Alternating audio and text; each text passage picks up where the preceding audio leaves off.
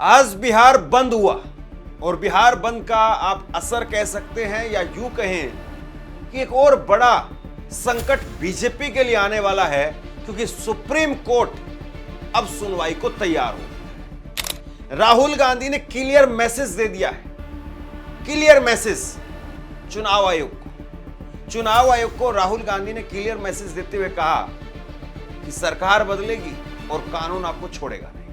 आज जो आप कर रहे हो, जिस तरीके से बीजेपी आरएसएस के जैसे काम कर रहे हो, चुनाव आयुक्त का नाम लेते हुए उन्होंने कहा कि चुनाव आयुक्त से हमारे लोग मिलने के लिए गए और जब मैंने उनसे पूछा कि क्या रहा, तो उन्होंने कहा कि चुनाव आयुक्त, चुनाव इलेक्शन कमिश्नर वो ऐसे बात कर रहे हैं जैसे बीजेपी आरएसएस के नेता। लेकिन अब बड़ा सवाल यह है कि कल सुप्रीम कोर्ट में इसको लेकर के सुनवाई।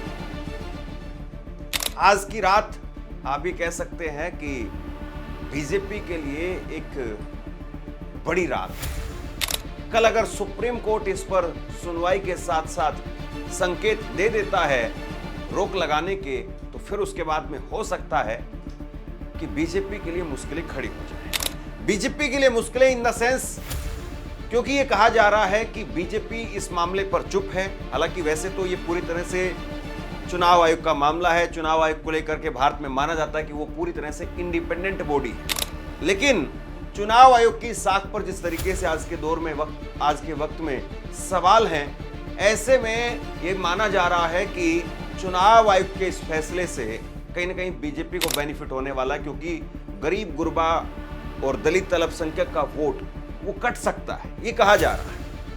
तो ऐसे में अगर सुप्रीम कोर्ट चुनाव आयोग के इस फैसले पर रोक लगा देता है तो बीजेपी की मुश्किलें बहुत बढ़ जाएंगी। तो क्या फिर यह माना जाए कि आज की रात एक तरीके से बीजेपी के लिए कयामत की रात होगी?